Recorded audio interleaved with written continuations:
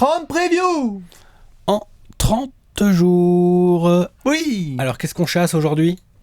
Aujourd'hui, on va chasser du dinosaure. Alors, bah voilà. Alors, l'indice, il marche. N'avez-vous jamais chassé Qui n'a pas chassé de dinosaure ? Qui n'a pas fait ça le dimanche entre deux practices ? Mais bien sûr. Oh. Dédicace à tous ceux qui ont du mal avec les indices. En direct de Toronto, The Six ou le Bronto, pour ceux qui connaissent cette ville, vous inquiétez pas, les fans des Raptors, vous allez prendre un peu tarif sur certaines séquences. Il est possible. De cette preview. On va s'occuper des Raptors. Vous connaissez le classique, c'est les 30 previews en 30 jours. On s'installe peinard 30 jours avant le début de la saison régulière. On fait une franchise par jour, on en a fait un max. On rentre dans le dernier des derniers virages. Ouais. Et donc on parle des Raptors, puisqu'on est dans l'élite, m'amène. Ah bah là, ça rigole pas du tout. Ça rigole pas du tout. Premier de Confest. Première conférence Est. Donc évidemment, la série préférée, ton joueur préféré, les Raptors. Le rétro. Coup d'œil dans le rétro. Premier de la conférence Est. 59 victoires. Un bilan à domicile fabuleux.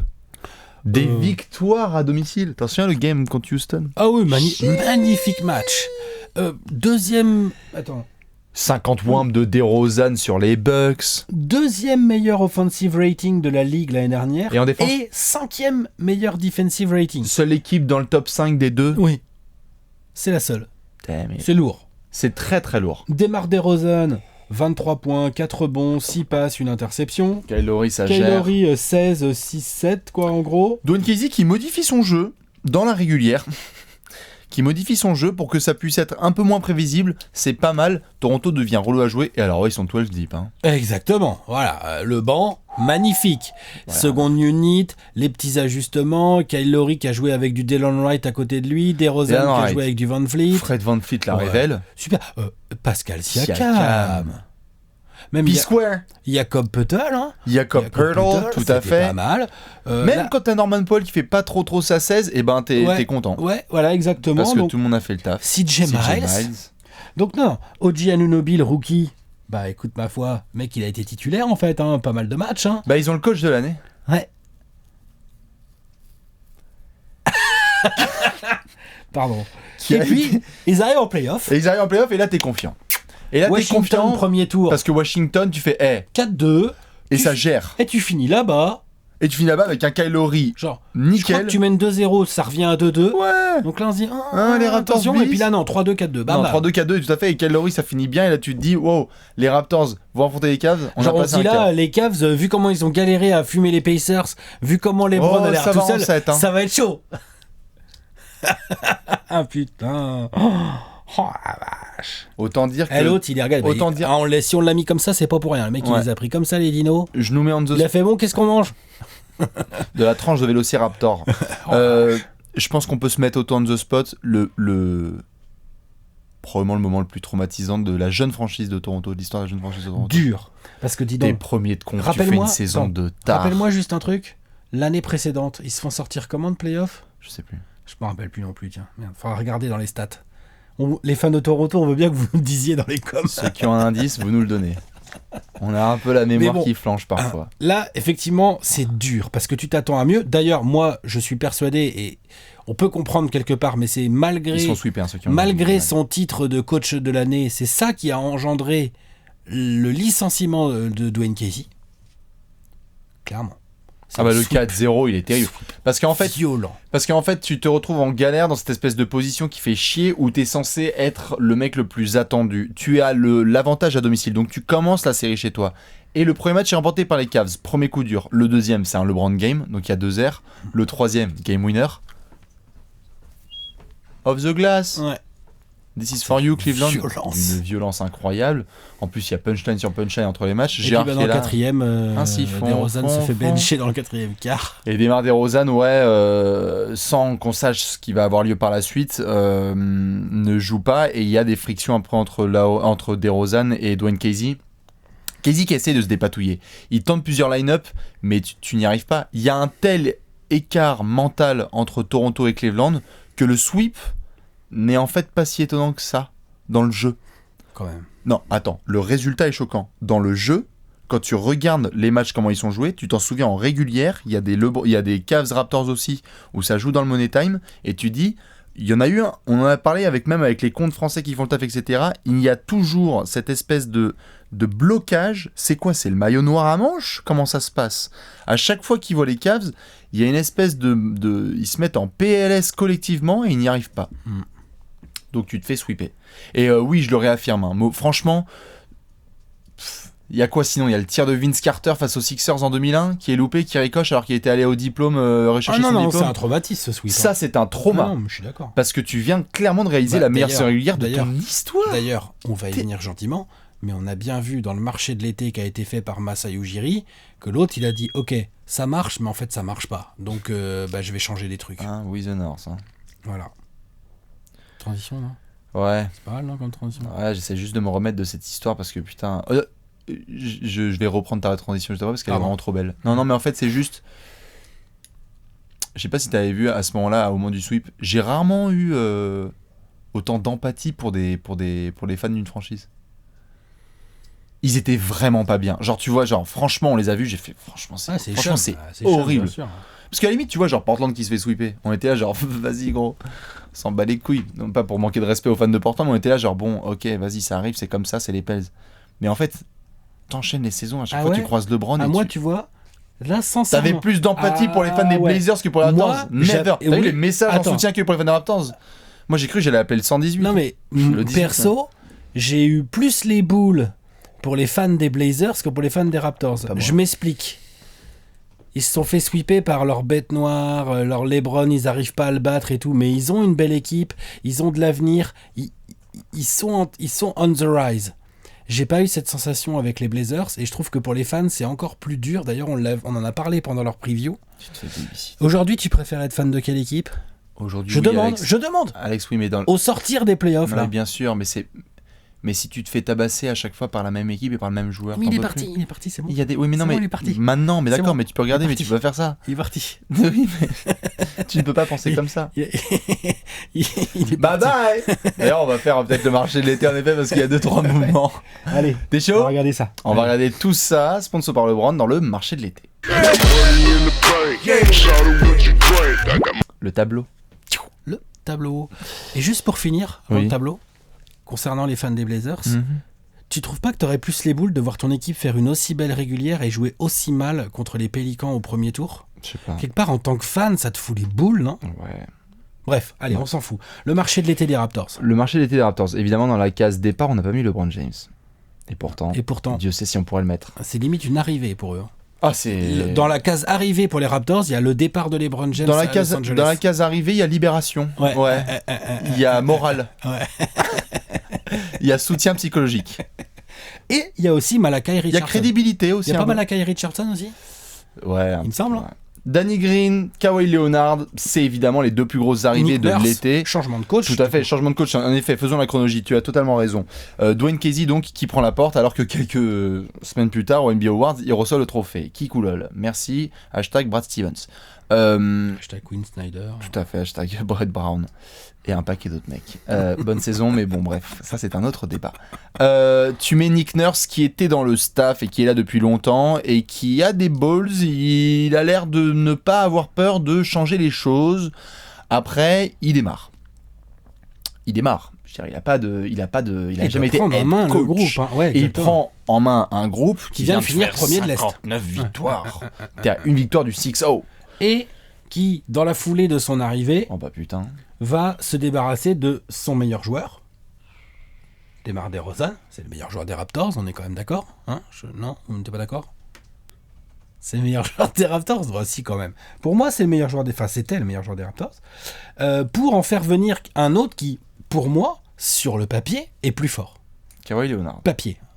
J'ai bien prononcé le mot papier. Si les deux joueurs jouent le même nombre de matchs par saison et ont les mêmes attitudes physiques, en full, moi je prends Kawhi Leonard tout le temps. Les yeux fermés. Tout le temps. Surtout qu'en plus Kawhi Leonard vient avec son copain Danny Green dans ses bagages. Oui. Donc autant te dire que les lignes externes, on va faire le 5 majeur après. Oui. Mais c'est intéressant. Par contre, on est en dernière année de contrat. Et ça va amener quelques petites questions par la suite, on va en parler évidemment. Et tu perds quand même Jakob Poeltl qui, mine de rien, dans ta rotation intérieure, te servait. Ouais, potentiel, mais bon, ça se remplace. D'ailleurs, tu as pris Greg Monroe pour apporter un peu de punch offensif en sortie de banc. Tout à fait. Mais c'est surtout ce blockbuster qui est choquant. Récupérer Moreland aussi, je crois. qu'il y a Moreland aussi. Bref. Bon, enfin, si tu veux... Et, alors, juste entre parenthèses, parce qu'on va revenir sur cette histoire de transfert. Tu as quand même tu as prolongé Fred VanVleet, qui fait une pure saison. Ouais, super. Donc tu as l'attraction d'Elon Wright, Fred VanVleet et Kyle Lowry pour les 82 prochains matchs. T'es peinard. T'es Toronto, t'as à gérer. Maintenant, pour ce trade, en fait, ce qui est vraiment choquant, c'est la manière. Parce que évidemment. La manière, tu vois comment DeRozan s'exprime... Ça m'a vraiment en fait un peu déçu. Parce qu'en soi, on est d'accord sur le pur point de vue sportif. Si Kawhi prolonge, c'est une victoire large pour Toronto. Parce qu'en termes de players, on parle d'un des 5-10 meilleurs joueurs de la planète. De côté du terrain, tout ce qu'on connaît, MVP des finales 2014, et blablabla. Mais, putain, il y a manière et manière. La façon dont ils se sont occupés de ce transfert, en voyant DeMar DeRozan quelques semaines ou jours avant en Summer League, et en disant, gars, t'es safe. Et tu le trades. Et le gars lui-même avait dit, quand il était agent libre en l'été 2016, où il y avait le bordel des contrats TV et tout, il avait fait « Je veux entendre aucun autre pitch, je prolonge à Toronto ». Il veut être vraiment la figure à Toronto qui va réussir. Je rajouterai pas dans la balance le coming out un peu sur la dépression qu'il a faite, parce qu'il y avait des soucis dans sa propre famille. Enfin, c'est un peu cracra. Oui. Après, business is business. C'est un peu cracra, mais c'est du business. Masai Ujiri, il a viré le coach de l'année, et derrière, il a viré son meilleur joueur. Il a dit, les gars, j'en ai marre de me faire sweeper. Et c'est compréhensible. Marre de pas aller en finale NBA. Parce que si tu reviens avec ce même groupe, faut que j'essaie de faire quelque chose. Peut-être que tirer dans le même mur. Peut-être. Tout à fait. Voilà, donc c'est ce que s'est dit Masai Ujiri. Et depuis qu'il est arrivé à Toronto, on peut pas dire qu'il ait fait du mauvais boulot. Ah non. Il drafte très bien. Il a fait quelques bons trades. Bon, attention au contrat. Contrat d'Ibaka, je suis pas fan, mais les contrats, on va peut-être en parler à un moment donné, non ? Ouais, de Lowry aussi. Il n'y a pas que lui. Bref, donc ça, on va en parler. Maintenant, ce qui est intéressant, c'est que avec ce marché de l'été, ok, il y a un blockbuster au milieu, mais il n'y a pas non plus tant de mouvements que ça. Non, ça va, il y a 3 pièces. De groupe. 3 pièces. Et donc, ce qui est intéressant, c'est que le fameux 12 div dont tu parlais quand on faisait le coup de rétro, il est toujours là, en fait. Et donc, Nick Nurse, lui, pour construire son 5 majeur, ses rotations, et j'ai envie de te dire, essayer d'inculquer, quelle que soit la philosophie de jeu qu'il a envie d'inculquer, il a les pièces, il a les joueurs. Bien sûr. Et des joueurs polyvalents et tout, parce qu'on a vu des gars qui peuvent jouer plusieurs postes. Small ball, tall ball, ce que tu veux. Alors, ce que tu veux. Tout à fait, parce que c'est ça aussi un des aspects qui fait le plus trembler la NBA, même s'il y en a qui ne tremblent pas du tout que lorsqu'ils parlent des Raptors. On doit quand même être sérieux là-dessus. Toronto, tu l'as dit, est 5e meilleure défense de la NBA dernière.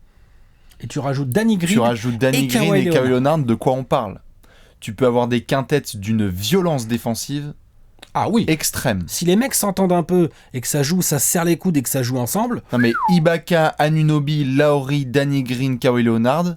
C'est relou. Il faut une bouteille d'oxygène. Ou même avec Siakam. Siakam. Ou Norman. Même Dylan Wright. Dylan Wright, il défend. Ah non. Potentiellement, en défense, en fait, Toronto peut être insupportable. Ouais. Parce que les mecs sont interchangeables et il y a déjà là, bon c'est que la précision, mais il y a déjà des séquences défensives où ça switch dans tous les sens, c'est un enfer. Tout le monde a les mains qui traînent. Oui, tout le monde est agressif, c'est athlétique, ça communique bien. Franchement, après l'aspect moi qui m'inquiète un peu, parce qu'on va pas trop en parler dans la grosse question ensuite, mais l'aspect qui m'inquiète un petit peu, c'est Lowry n'a pas non plus l'air, bon évidemment tu lui enlèves son meilleur pote, son gars, etc. On sait que par rapport à la presse et aux médias, il est plutôt introverti, il va pas te déconner à fond la caisse, mais il y va mollo, quoi, là. Enfin, il est pas non plus hyper enthousiaste, quoi. On va en parler. On va peut-être checker un œil aux rotations d'abord. On fait le 5 majeur ?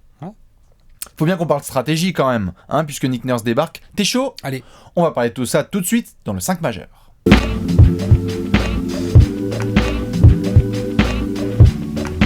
Le 5 majeur des Raptors. Un meneur, un arrière, un ailier fort et un pivot. Même tu dois jouer sans ton meilleur marqueur all-time. 10 joueurs, t'es 10 deep, t'es 12 deep. In the 6. Et donc on est Nick Nurse, on est un nouveau coach qui débarque. On était habitué à certains quintettes avec Dwayne Casey. Si on avait fait la preview, on saurait très bien quel serait le 5 majeur. Là on a un nouveau coach. Et donc on fait les locks. Kawhi Leonard. Kyle Lowry. Serge Ibaka. Je sais pas à quel poste, mais il est lock pour moi. Il est lock, Serge Ibaka. Alors, donc tu fais une traction quoi ? Donc tu sors Anunoby du 5. Bah ouais, c'est Kawhi qui lui prend sa place. Et Danny Green. Danny Green peut être titulaire. Kawhi et Danny Green sont ultra complémentaires, ils jouent depuis longtemps ensemble. Et ils peuvent être titulaires tous les deux. Let's go. Et ils sont titulaires. Moi, je suis le coach des Raptors, je te mets Lowry à la main, je te mets Green et Kawhi poste 2-3. Je te mets et après je te mets je te remets du Ibaka Jonas Valanciunas. OK. Ou je te mets du Siakam Ibaka, genre en mode d'entrée de jeu. Genre dans le premier quart-temps, tu prends 4 points quoi. Ouais voilà. Ouais. Qu'est-ce 4 points. Ouais, bah moi tu vois c'était Anunoby Ibaka.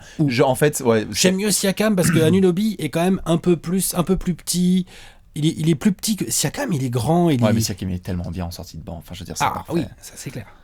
Mais Siakam, il est dur. Non, il est hyper dur. Mais en fait, ça soulève un point qui est assez intéressant, c'est que Nick Nurse, de base, est un gros fan, si je dis pas de bêtises, de Valanciunas. C'est un gars qui a envie de le garder dans le groupe. C'est pour ça, je te dis, Ibaka Valanciunas, c'est tout à fait envisageable. Donc il y a moyen que Jonas reste quand même starter. Et tu restes sur cette peinture Ibaka Valanciunas. Ouais. Ibaka, pour moi, c'est un titulaire. Ça fait des années qu'on demande.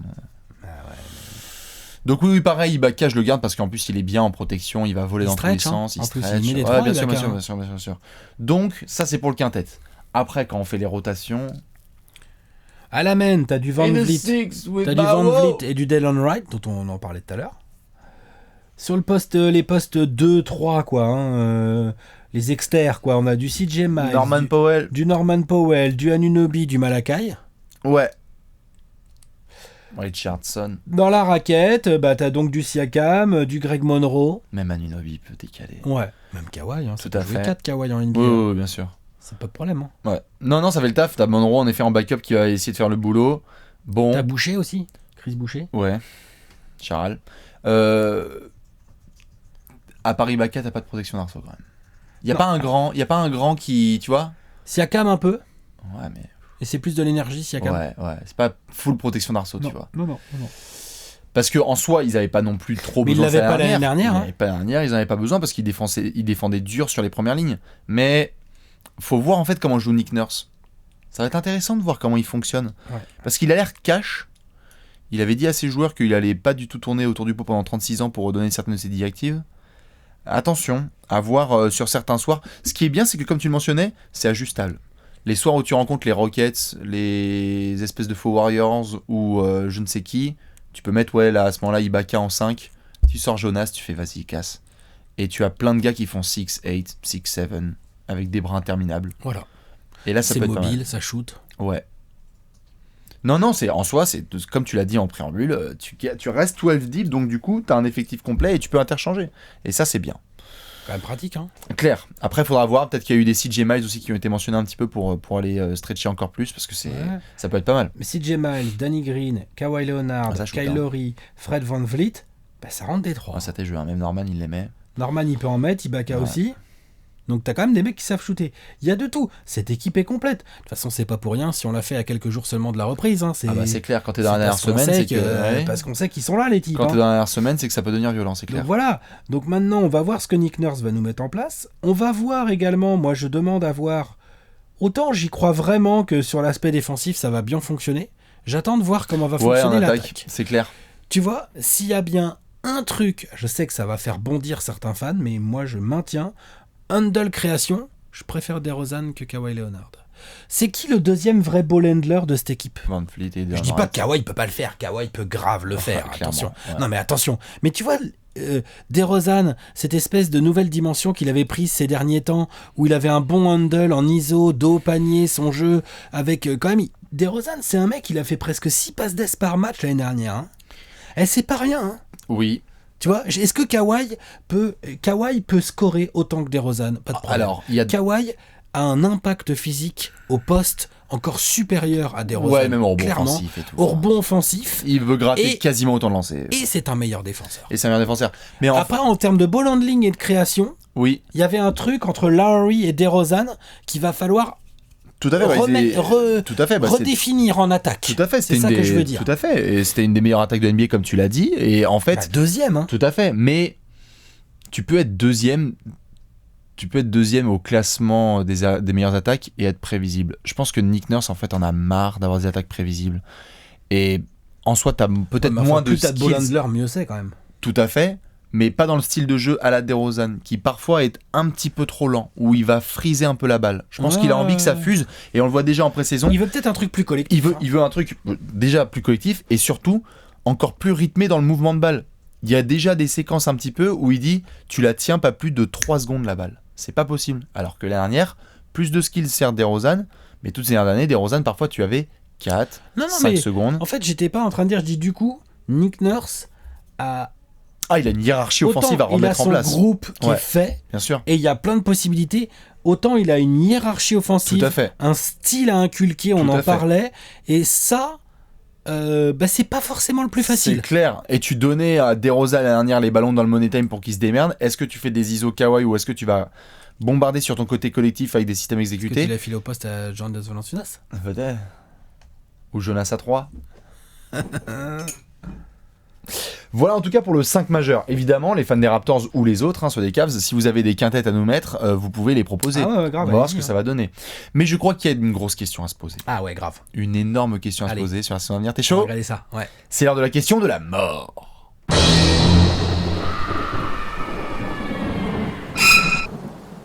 La question de la mort. Olal Kerdeche. C'est pour la team hongrois. Les Hongroises et les Hongrois, on vous salue. Hongrie, ouais, grosse communauté de trash talkers en Hongrie. Ouais. Budapest, ça rigole pas en termes de basket, je crois. Hein. Non? Je dis bêtises? Non, ça passe. Ça passe, hein? Vous n'hésitez pas à nous envoyer vos suggestions comme ça. La question de la mort. La question de la mort. On est à Toronto, on n'est pas à Budapest. Et là, on a une bête de mission. Parce que quand tu regardes, je prends une franchise au hasard, le Thunder, qui ose récupérer un joueur dans sa dernière année de contrat, tu te mets en place un plan drague où tu te dis, j'ai 8 mois pour faire en sorte que le mec en question, Paul George, puisse prolonger sur place et se dise, il n'y a pas d'autre option. C'est celle-là, c'est sûr et certain, c'est validé pour plein de raisons. La question de la mort des Raptors est la suivante pour cette saison. Quel est le plan drague, le plan global qu'il faut mettre en place pour que Kawhi Leonard prolonge le 1er juillet, le 7 juillet, il prend le max, et il n'y a pas de discussion, il prend le max à Toronto, comme Paul George. Et là, du coup, tu as réussi ton transfert. Qu'est-ce que tu fais? Par quoi tu commences? Quels sont les points principaux où tu te dis, ça c'est sine qua non? Le jeu, les résultats... En fait, ton option offensive numéro 1 déjà au Raptors. Bon, déjà oui, clairement. T'as le plus de shoot, ça c'est sûr et certain. Tu lui montres que et tout. C'est toi, t'inquiète, c'est toi le Donc si Kylori n'est pas content avec ça, c'est à ton coach de gérer pour faire en sorte que Kylori soit content avec ça. Clair. C'est important. Tout à fait. Parce que je pense qu'au niveau des autres joueurs, je veux dire les Green, les Ibaka, les Anunoby, tout ça, enfin tu vois les autres, il n'y aura pas de problème. Les mecs qui voient Kawhi Leonard débarquer. Oui, même Lauri. Si Kawhi Leonard joue au niveau qui était le sien avant qu'il se blesse, oui. Il n'y a aucune raison pour que Anunoby dise comment ça, je suis moins de Kawhi Leonard. Tu vois, non, personne ne tranquille. Tu vois? Oui, donc ça c'est sûr et certain, t'es l'option numéro 1 et tout le monde montres à Kawhi Leonard que, avec autour de lui et avec tous les bons joueurs qu'il y a autour de lui, tu peux dominer l'Est. Tu peux aller loin en play-off. Tu peux être le meilleur joueur de ta conférence. Et tu peux être le meilleur joueur de ta conférence. Tu peux être un potentiel candidat MVP en jouant aux Warriors. Encore. Oui, encore. Aux Raptors. Aux Raptors, pardon. Parce que si Kawhi va aux Warriors. Allez hop, vous faites capture screen, on y va. C'est parti, merci Alex. N'empêche. Non, putain. Ça peut être sympa. Stop à la place de Klay Thompson. C'est vrai que c'est une downgrade. Il défend pas ouf, tu vois. Oui. Non, mais il est clair que déjà offensivement, tu dois montrer que c'est lui le patron. Donc, money time et tout ça. Kawhi, game winner, c'est lui qui doit aller provoquer, faire les stops défensifs. Et collectivement, l'équipe doit le mettre en situation de pouvoir gagner chaque match quasiment. C'est ça. Tu peux pas te permettre d'avoir fait 59 victoires la saison dernière et là, tu galères à être dans le top 4 de l'Est. Quoi. Ouais, non, ça c'est pas possible. Ça. C'est pas possible. Non. Sinon, tu te dis, mais qu'est-ce que je fous là alors que je veux être contender? Parce que Kawhi, on se marre et tout, mais il est pas trop non plus question de... Ça va y avoir du fric en jeu, évidemment. On va parler des Clippers quand même. Il développe, tout à fait, mais... Qu'ils nous fassent pas le plan, genre je vise la bague, quoi, tout de suite, quoi, parce que bon... J'entends bien, on va parler des Clippers, quoi. Mais après, tu sais ce qui se passe, on a déjà parlé, dans les grands marchés, t'attires tout de suite beaucoup plus de monde. D'accord, mais il a parlé des Clippers quand même. Et ben si tu débarques, tout à fait, quand tu débarques, peut-être qu'en juillet, il y aura du monde qui va le rejoindre. Hashtag Klay Thompson. Peut-être. Hashtag Jimmy Butler. Mais donc, on est d'accord sur le premier point, c'est offensif. Et quelque part, que tout le monde soit d'accord avec ça et soit d'accord avec le joueur qu'il est. Parce que Kawhi Leonard, c'est pas du tout la même que DeMar DeRozan. DeRozan, et rien que sur le road trip à Détroit, ça t'emmène à aller dîner. Et rien que quand là, on a 4 matchs de suite à domicile, on va se faire un cinoche ensemble. Kawhi Leonard, autre genre de spécimen. C'est différent. Bonjour, vous êtes bien sur répondeur de Kawhi Leonard, je suis indisponible jusqu'en 2050, veuillez laisser un message. Mais, en même temps, sur le terrain, c'est un autre genre de spécimen aussi. Tout à fait. C'est-à-dire que, par exemple, il y a un truc que Kawhi n'avait, je dis, sans faire offense au public des Spurs, je pense que le Air Canada Centre, non, ça s'appelle comment maintenant là, Scotiabank State Farm Talking Stick Resort Arena là. Chier, c'est le Air Canada Center. Voilà, le Air Canada Centre. Si ça commence à rugir autour d'un Kawhi Leonard qui prend feu, il peut y prendre goût le pépère. Clairement. Le Air Canada Centre, le public canadien, à coup de sirop d'érable, à coup de sirop d'érable, je sais pas ce qu'il met dedans, mais attention, tu vois. Non mais c'est vrai. Sous le vent. Donc il y a une chaleur dans cette ville de Toronto, même si ça caille l'hiver et tout.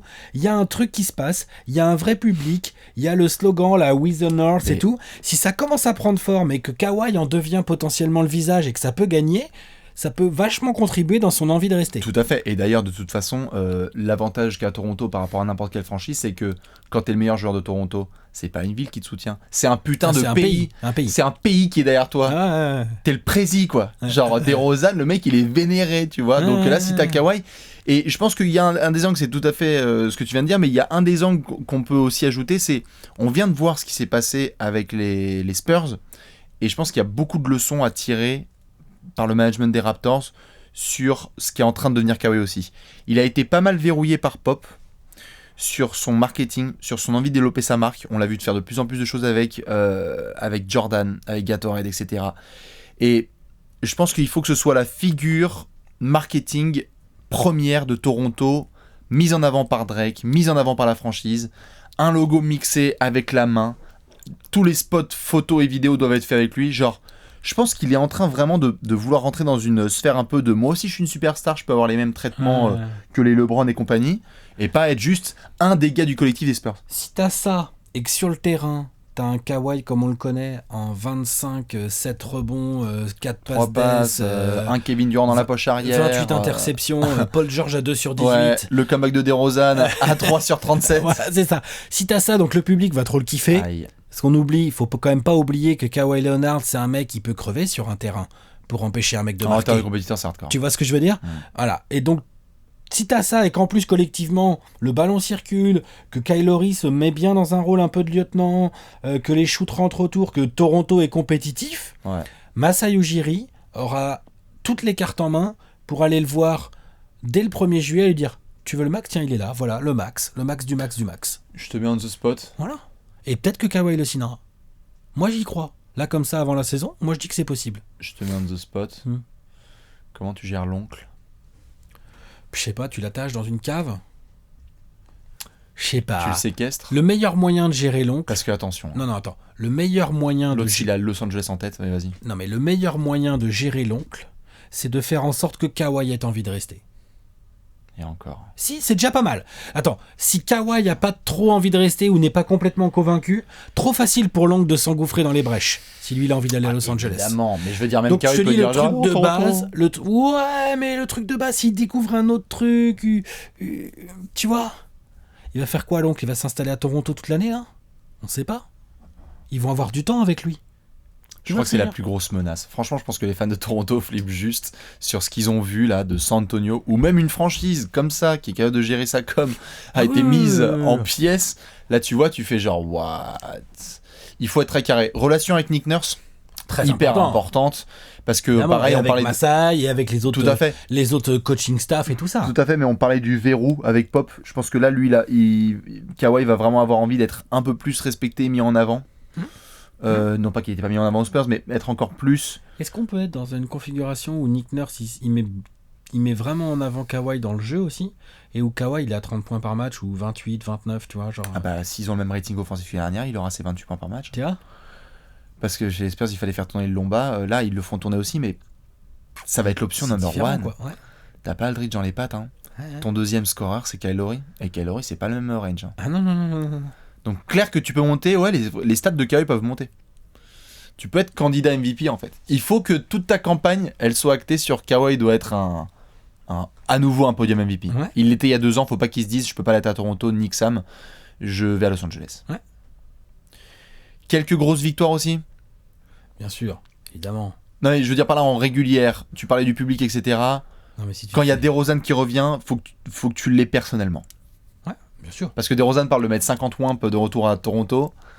Je sais que ça parle déjà de TTFL. Je le prendrai pas en TTFL ce soir. Tu le prendras pas en TTFL ce soir-là, c'est fin février. Moi, je prends pas les extérieurs qui se tapent Kawhi. Qu'est-ce que c'est que ça? Je pense qu'on est d'accord. C'est pas un jeu, c'est une guerre. On a expliqué dans la vidéo l'autre jour. Donc, désolé, mais quand le mec se tape Kawhi... Donc tu jettes pas les munitions dans les tranchées, putain. C'est clair. Non, mais c'est vrai. Franchement, pour moi, prendre un joueur extérieur le jour où il va chez Kawhi Leonard, déjà contre Toronto, c'est relou, mais chez Kawhi Leonard, potentiellement... C'est relou. Non, c'est relou. DeRozan, faut le prendre sur les Nuggets. Sur les Nuggets, c'est très bien ça, DeRozan. C'est parfait ça. Mais donc, si tu veux, tu dois avoir une grosse victoire comme ça, une Warriors, une Rockets comme la dernière. Ouais.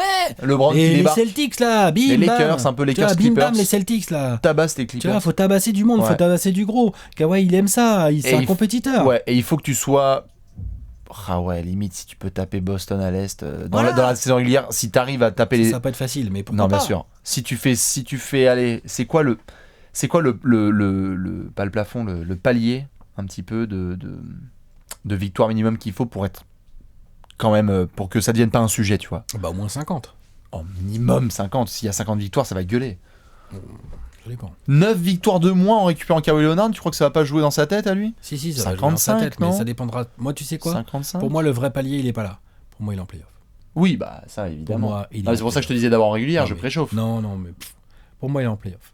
La régulière, il peut y avoir plein de trucs, des blessures, des choses, de l'adaptation au style de Nick Nurse. Il peut se passer plein de choses. Pour moi, ce qui va être ça va être un sacré test, n'empêche. Pour moi, ce qui va être important, c'est quand tu vas être en demi-finale de conf, par exemple, contre les Sixers ou contre les Celtics ou contre je ne sais qui d'autre. Évidemment. Là, faut les fumer.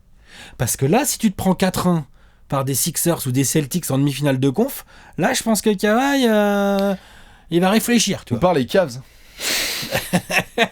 Pardon. Bah, comme l'a dit Tristan Thompson, hein. Ouais, tant qu'on nous a pas battus, on est champions. Ils sont champions. Hein. Enfin, champions de l'Est. Hein. Il a raison, Tristan Thompson. Tant qu'on m'a pas trompé, je suis en couple. Hein.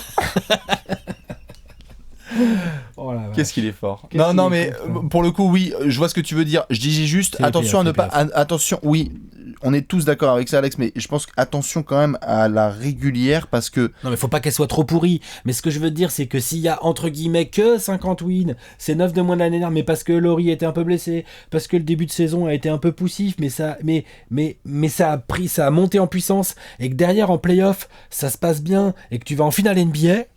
Bah moi je dis, t'as les bons arguments pour garder Kawhi. Oui, bon bah si tu vas en finale NBA, évidemment, tu as des arguments. C'est de ça dont on parle.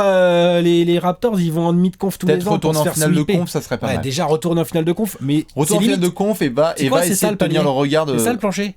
C'est une finale de conf. Qu'est-ce que tu veux que Kawhi Leonard il s'emmerde dans une franchise qui joue premier ou deuxième tour de playoff? Non. Avec un effectif complet et tout. Non. Pour moi, tu peux donner en il va falloir en playoff, il va falloir montrer les crocs. Tu peux donner va falloir que le Air Canada Centre il rugisse et il va falloir qu'il y ait des équipes qui se fassent déboîter la bouche en playoff. Oui, mais tu peux en donner. Kawhi Leonard, il a besoin de ça. Il a besoin de compétition, il a besoin de sang, il a besoin de dominer. Tu peux en donner une. C'est pas très grave si tu fais c'est pas très grave si tu fais une pure demi. Si tu te fais sortir par les Celtics en 7, ça me dérange pas, tu vois. Ouais, OK. Ah bah oui, faisons les scénars. Enfin, je veux dire, si tu fais une bonne régulière et que tu te fais sortir en 7 par les Celtics parce que tu les as grave fait cravacher et que eux vont en finale derrière, bah là le scénar il a une bonne gueule parce que tu dis gros, on était à ça, on était à un move de Masai Ujiri de les taper là à Boston. Voilà. Donc là à ce moment-là faut qu'il y croit. Voilà. Kawhi pour qu'il reste. Après, finale de conf, faut qu'il se dise non mais finale de conf, mais tu vois ce que je veux dire, genre qu'il y ait de la réussite en playoff. Faut pas te faire sweeper, faut pas te faire sortir 4-1 par des Sixers vénères. Ouais. Tu vois? Et après, par contre, à minuit 1 le 1er juillet, bon bah là, mec. Enfin, déjà, tu. Ah bah tu mets le max. Tu mets le max et. Tu discutes pas. Faut qu'il y ait des billboards de 35 mètres de haut dans Toronto toute l'année. Tu discutes pas. Une soirée Kawhi, une soirée silence. Une soirée loup-garou. Une soirée Motus. Tu fais des soirées à thème, tu le mets bien. Bon, ça, c'est un peu pour la grosse question de la mort. Évidemment, n'hésitez pas à y répondre. Nous, on va devoir enchaîner avec un petit trophée du peuple. The Gerrard. T'es chaud? C'est parti. C'est l'heure du Gérard d'or.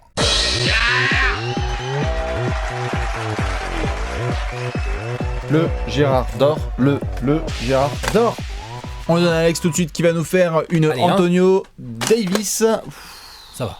Heureusement que t'avais pas les mains de Kawhi, sinon tu l'aurais fait peinard. On est en direct de Toronto, donc il est 1h30 du matin et on est avec nos copains de TSN, je crois, la chaîne un peu des Raptors. On est sur NBA League Pass et on doit cliquer sur les Raptors. Alex qui va te faire cliquer sur eux. Norman Powell. Plein de raisons à ça. Déjà, la première, j'aime beaucoup. Oui. Pépère, athlétique, il se bat bien en défense, il est spectaculaire, et j'étais un peu frustré par toutes les petites blessures qui ont émaillé ces derniers temps sa carrière. Alors que ça avait bien démarré, sa saison de rookie, moi j'avais kiffé. Il est encore très jeune. Il a signé un contrat, si je dis pas de conneries, il a 3 ou 4 saisons à 10, 11 millions par là, quoi. Donc il a un peu de temps devant lui. Masai Ujiri lui a fait confiance. Maintenant, il a un souci. C'est qu'Oji Anunoby a pris de la place l'année dernière. C'est que non seulement on lui met Kawhi Leonard sur les postes 2-3, mais il vient avec Danny Green. Ouais. Danny Green, c'est pas un peu un Norman Powell plus vétéran, moins athlétique, mais sinon. Bien sûr. Tu vois ? Ouais, qui a pas du tout la capacité de drive de l'autre, mais oui, clairement. Les drives de Norman Powell sont pas non plus. Non, mais en tout cas, Danny Green. Il a un peu de tête baissée, il a un peu les œillères. Danny Green ne pose pas un dribble, ça c'est clair. Ensuite, t'as quand même encore CJ Miles. Tu vois, il y a de la concurrence. Bien sûr, il y a de la concurrence. Donc c'est mon Gérard Dor dans ce sens que je peux pas penser un seul instant que Nick Nurse ne va pas l'essayer, ne va pas lui filer des vrais rôles en sortie de banc, voire de temps en temps titulaire en fonction des aléas de l'infirmerie. Et là, Norman Powell, il va pas pouvoir se contenter genre de serrer les muscles et de coller un gros dunk de temps en temps. Non, pépère. Moi, je veux des bons choix. Les drives, ok, ouais, il peut dribbler, mais putain... S'il peut pas dunker, il fait rien de son drive, en gros, Norman Powell. Quoi. Il a trop d'œillères. Deuxièmement, le shoot, faut que ça rentre un petit peu mieux, faut faire un petit peu meilleurs choix. Ouais. Il faut qu'il devienne ce joueur qui est indispensable à la seconde unit. Valide ton contrat, en fait, ouais. Te dire, frère. Le joueur indispensable à la seconde unit. C'est-à-dire 12, 13, des points et de la grosse def. Et la grosse def, ouais. Il en a les capacités. Hein, et les pourcentages à 3, ouais, les pourcentages à 3, ouais. Tout. Donc voilà, c'est mon Gérard Dor, je le surveille. Tout à fait, et qui doit se rattraper après une saison un peu mitigée, tout à fait, nous sommes d'accord. J'aurais pu prendre Kawhi Leonard, mais non, je vais prendre Pascal Siakam, évidemment, Energizer number 1, qui aurait dû être pasteur, je crois, avant de faire du basket, ouais. On en a déjà parlé de ça. Et oui, comme quoi tous les chemins mènent à Toronto, même pour LeBron. Pascal Siakam, magnifique en fait en sortie de banc. T'en parlais tout à l'heure quand on faisait les 5 majeurs, c'est pas le genre de mec s'il progresse un peu, qui pourrait faire gentiment du nez un petit peu à toute la clique Ibaka et compagnie, genre hey gros, moi j'aimerais bien être starter. Ouais. Parce qu'il est capable, il est complémentaire, il est actif, il peut jouer dans différents rôles, à différents postes. C3 pour ça. Tout à fait, mais le bonheur que c'est de le voir jouer, ça se défonce tout le temps en fait. Il joue chaque match comme c'était le dernier, et en fait franchement, il va y avoir des séquences, je le sais, où franchement tu vas te faire... Moi, honnêtement, une trappe dans le corner, Kawhi Leonard et Pascal Siakam, c'est l'enfer. Je pète un câble. Mais je me marre devant l'écran, je fais genre, mec, littéralement, l'enfer, c'est un spa à côté. Franchement, Siakam et Kawhi, ça peut être infernal avec Danny Green et compagnie, donc, P-Square, Pascal Siakam, on l'attend évidemment bien comme il faut. Voilà pour les Gérard Dor. Nous, je crois qu'on a enchaîné. Allez, un petit chiffre, un petit prono. Un petit prono ? Ouais. C'est l'heure du pronostic.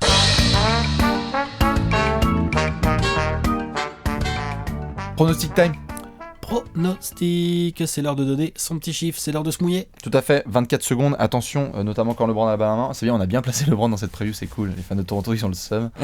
Vous inquiétez pas, c'est cadeau. 24 secondes pour résumer la future saison des Raptors. Vous avez le droit de le faire aussi. On a sorti le chrono. Alex, est-ce que t'es chaud ? Ouais. T'es chaud. Ouais. 3, 2, 1, Charles Oakley. 53 wins, 6 de moins que l'année dernière, 3e de l'Est. Je mets 2 équipes devant. Pour une raison simple, c'est que je crois en cette équipe des Raptors. Je crois qu'elle peut être plus forte en play-off.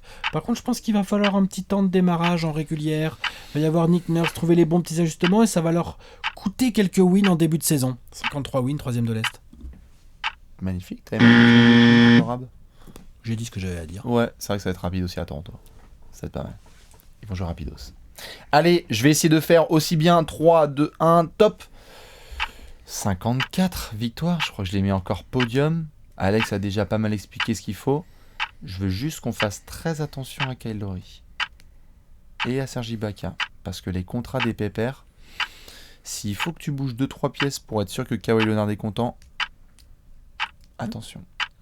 Attention, donc les Raptors restent évidemment sur le podium de l'Est. Ça fait le taf. Voilà pour le petit pronostic. Du coup, on va pouvoir montrer le le tableau. Le tableau, carrément. Le gros tableau. Oh, ça y est, les cases sont quasiment toutes gérées, made by Léonce. Ouais, elles sont belles. C'est beau. On se rapproche de la fin, là, ça commence à sentir. Ah bah, ça commence à sentir le cuir et le parquet et la sueur. Hein. Bah, j'ai -6, on est bon, on est peinard. Ouais. On a un indice ou pas pour cette fin de vidéo ou pas? On a un indice. Tu peux varier un petit peu ou pas? Allez. On va se faire un peu de lumière.